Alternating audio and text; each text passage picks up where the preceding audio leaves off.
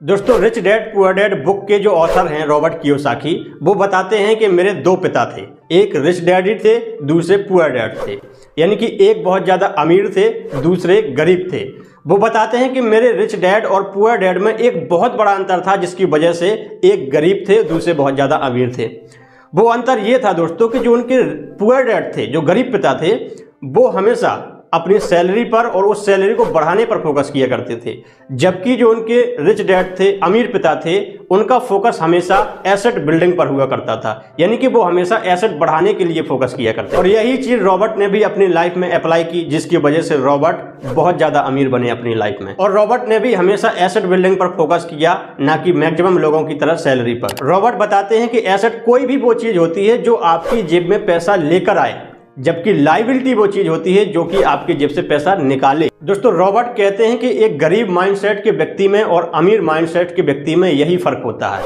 एक गरीब माइंडसेट का व्यक्ति कमाता तो जीवन भर है, लेकिन उस कमाई से वो लायबिलिटी खरीदता रहता है, उसी में सारा पैसा खर्च कर देता है।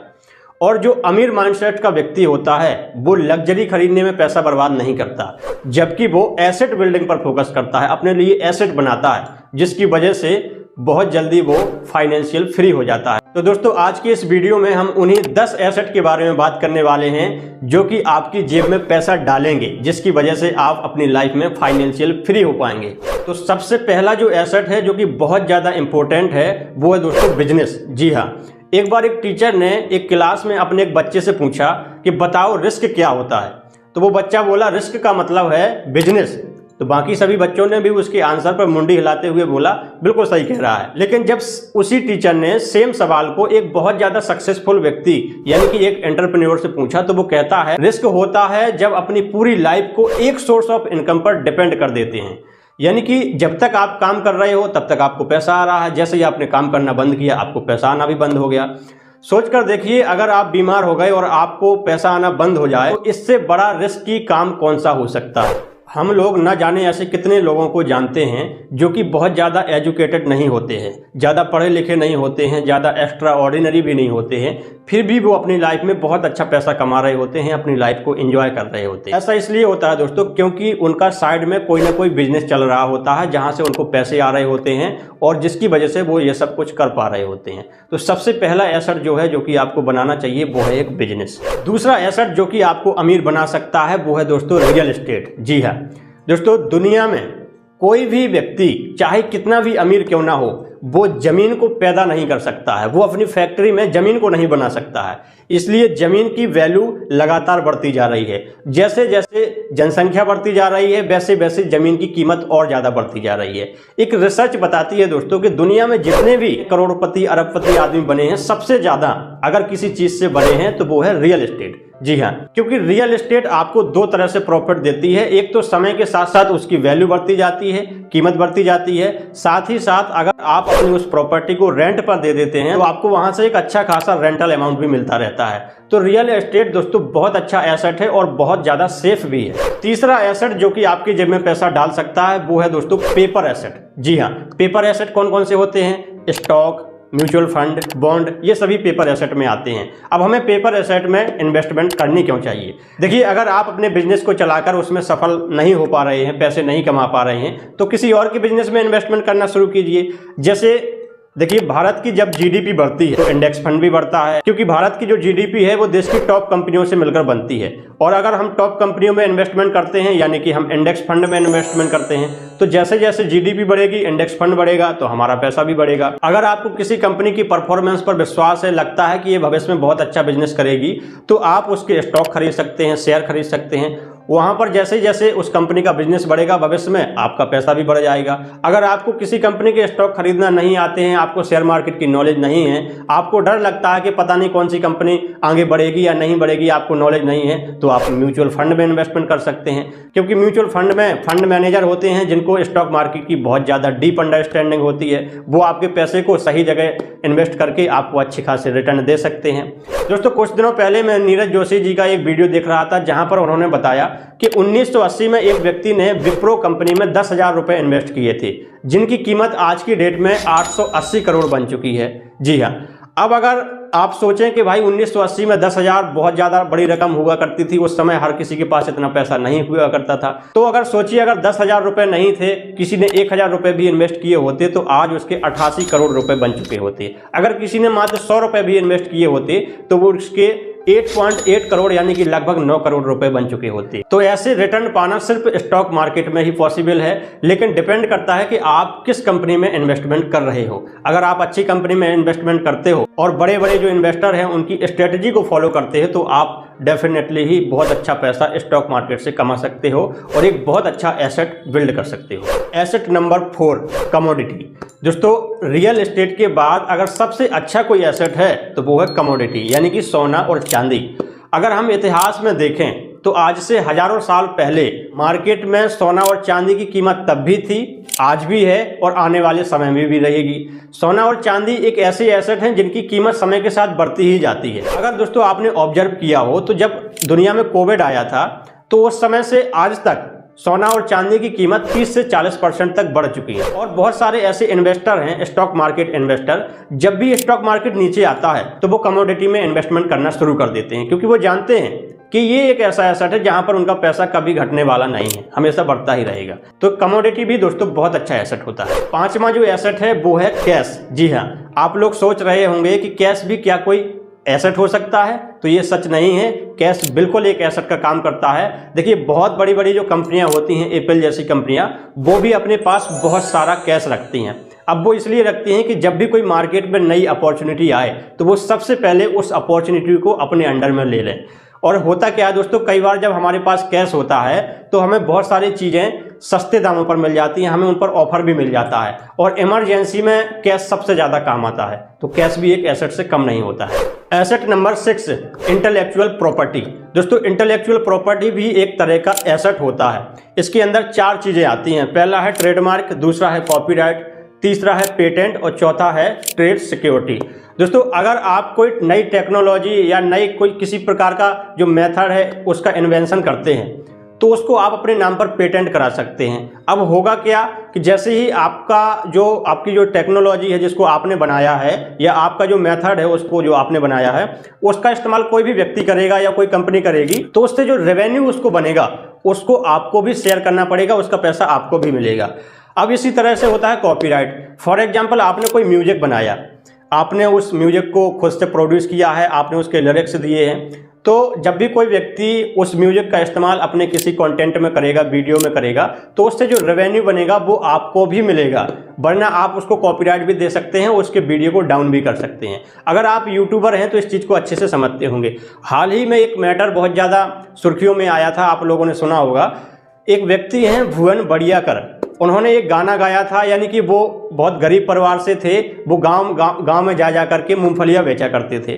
तो मूंगफली बेचते हुए वो एक गाना गाते थे, कच्चा बादाम। बादाम बादाम दादा कच्चा बादाम आमार गाछे नहीं कबू भाजा बादाम आमार गाछे पाबेन शुद्ध कच्चा बादाम। आपने बहुत सुना होगा इसको, क्योंकि ये बहुत ज़्यादा वायरल भी हुआ था उस समय। कच्चा बादाम गाना गाते थे तो किसी ने उनका वीडियो बना करके सोशल मीडिया पर पोस्ट कर दिया, जो कि बहुत ज़्यादा वायरल हो गया था। तो एक व्यक्ति हैं गोपाल नाम के, वो उसके पास जाते हैं, भुवन भाई साहब के पास। वो कहते हैं कि भाई हम आपका एक म्यूजिक बनाएंगे और उस म्यूजिक के बदले आपको 3 लाख रुपए भी देंगे। तो भाई भुवन जी जो थे वो बहुत गरीब परिवार से आते थे, तो 3 लाख रुपए उनके लिए बहुत बड़ी चीज़ हो गई। तो भुवन जी ने उस 3 लाख रुपए को ले लिया और बढ़िया एक एल्बम बनाया गया कच्चा बादाम का। तो जो गोपाल नाम का व्यक्ति था उसने एक कलाकारी कर दी भुवन जी के साथ, जो कि भुवन जी उस चीज़ को समझते नहीं थे। उन्होंने उस गाने को, कच्चा बादाम गाने को, अपने नाम से कॉपीराइट करा लिया। अब होता क्या है कि दोस्तों भुवन जी का यूट्यूब पर चैनल भी बना लिया, क्योंकि वो बहुत ज़्यादा वायरल हुए थे तो लोग उन्हें जानने पहचानने लगे थे। उन्होंने भी अपना चैनल बना लिया था यूट्यूब पर। तो जब उसके बाद जब भी भुवन अब वो गाना गाया करते थे कच्चा बादाम वाला, तो उन्हें कॉपीराइट आ जाया करता था। खुद का गाना खुद ने गाया है, खुद के ही उनके बोल थे, उसी पर उनको कॉपीराइट आ रहा था, क्योंकि उस जो गोपाल नाम के व्यक्ति ने उसको गाने को अपने नाम से कॉपीराइट करा लिया था। तो भुवन जी को कॉपीराइट आ रहा था।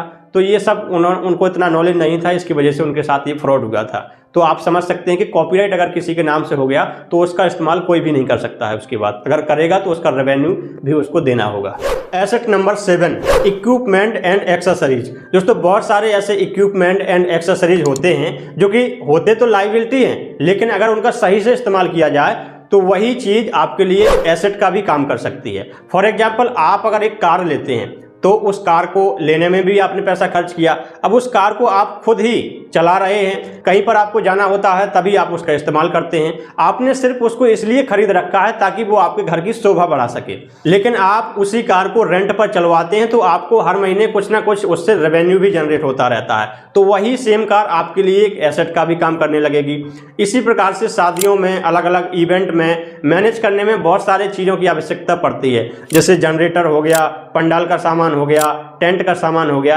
ये सारे इक्विपमेंट बहुत सारे लोग खरीद लेते हैं और उनको रेंट पर देने का काम करते हैं, जहां से उन्हें रेंटल अमाउंट आता रहता है। तो एक हिसाब से ये उनके लिए एक एसेट का काम करते हैं। इसी प्रकार से आप भी ऐसे बहुत सारे इक्विपमेंट एंड एक्सेसरीज देख सकते हैं जिसको आप रेंट पर दे करके एक अच्छा खासा रेंटल अमाउंट वहां से हर महीने कमा सकते हैं, जो कि आपके लिए एक एसेट का काम करेगी।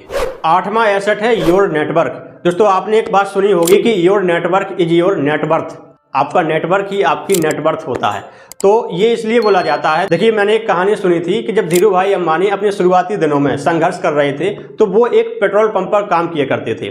उस समय उनकी जो सैलरी थी महीने की वो 250 रुपए थी और वो सामने के एक 5 स्टार होटल में जाकर के उस 250 रुपए की चाय पी करके आ गए। तो बेसिकली वो वहां पर इसलिए जाते थे क्योंकि वो देखना चाहते थे कि जो वहां पर अमीर लोग आते हैं वो किस प्रकार की बातें करते हैं, उनके सपने किस प्रकार के होते हैं, वो सोचते कैसे हैं। एक हिसाब से वो नेटवर्किंग करने के लिए वहां जाया करते थे। तो इसीलिए कहा जाता है कि योर नेटवर्क ही आपकी नेटवर्थ होता है। तो अगर आपके पास एक बहुत अच्छा नेटवर्क है तो वो आपको बहुत ज्यादा हेल्प करेगा आपको लाइफ में आगे बढ़ने के लिए। एसेट नंबर 9, आपका कंटेंट या आपकी वेबसाइट। जी हाँ दोस्तों, जो हमारा कंटेंट होता है यानी कि जो हमारे वीडियोज होते हैं ये भी एक तरह से हमारे लिए एसेट का काम करते हैं। अब वो इसलिए करते हैं जैसे कि किसी वीडियो को बनाने में हमें वन टाइम मेहनत करनी होती है, लेकिन वो वीडियो हमें एक लंबे समय तक रेवेन्यू जनरेट करके देता रहता है। फॉर एग्जाम्पल, मैंने आज से 6 महीने पहले भी जो वीडियो बनाए थे वो वीडियो आज भी मुझे कुछ ना कुछ रेवेन्यू जनरेट करके देते हैं। इसी तरह से दोस्तों वेबसाइट होती है। वेबसाइट में हम अपने ब्लॉग अपलोड करते हैं और जब तक उस पर ट्रैफिक जाता रहता है, लोग जाते रहते हैं, देखते रहते हैं, तब तक हमें वहां से रेवेन्यू जनरेट होता रहता है। अब वेबसाइट एक तरह की दोस्तों हमारी दुकान होती है जो कि 24 घंटे खुली हुई होती है। अगर हम चाहें तो उस वेबसाइट के थ्रू कोई प्रोडक्ट भी सेल कर सकते हैं, वहां से भी हमें रेवेन्यू जनरेट हो सकता है। तो कंटेंट या वेबसाइट भी एक प्रकार के एसेट होते हैं। और जो लास्ट एसेट है दोस्तों, ये दुनिया का सबसे इंपॉर्टेंट एसेट है। इसी की वजह से जो अभी मैंने आपको 9 एसेट बताए हैं वो बनते हैं। जी हाँ, और ये जो एसेट है दोस्तों ये है आपका माइंड। माइंड ही वो चीज़ है जहां पर सारी चीज़ें जनरेट होती हैं।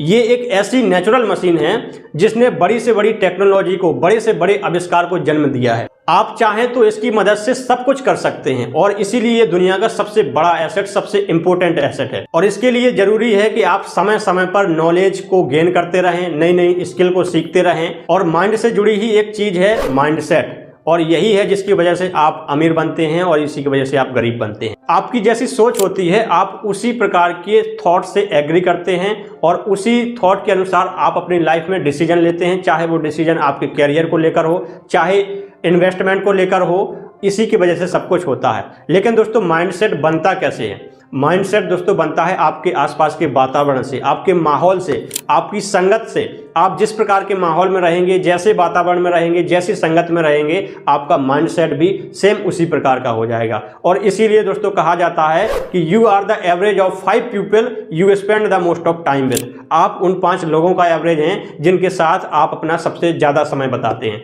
तो सबसे पहले तो दोस्तों आपको अपने माइंडसेट पर काम करना होगा। अगर आपकी संगत सही नहीं है तो पहले उसको सुधारिए। बेशक दोस्तों आप अकेले रहिए, लेकिन गलत संगत में मत रहिए, नेगेटिव लोगों के साथ मत रहिए, छोटी सोच वाले लोगों के साथ मत रहिए, बल्कि आपको अपनी सोच को बढ़ाना होगा और खुले माइंडसेट के साथ, पॉजिटिव सोच के साथ वाले व्यक्तियों के साथ रहना होगा। जी हाँ, इसी से आपका माइंडसेट बनेगा।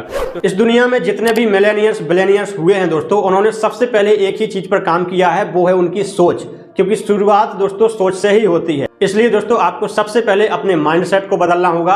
आपको ये सोचना शुरू करना होगा कि आप एक अमीर व्यक्ति हैं, आप फाइनेंशियल फ्री पर्सन हैं। जी हाँ दोस्तों, आशा करता हूं कि आपको वीडियो पसंद आया होगा। अगर वीडियो पसंद आया हो तो प्लीज एक बार लाइक जरूर करिएगा। और अगर आप हमारे चैनल पर नए हैं, पहली बार आए हैं, तो हमारे चैनल को सब्सक्राइब जरूर कर लीजिए ताकि इसी प्रकार के महत्वपूर्ण वीडियो आपको आगे भी देखने को मिलते रहें। चलिए मैं मिलता हूँ आपको नेक्स्ट वीडियो में, तब तक के लिए आपका बहुत बहुत धन्यवाद।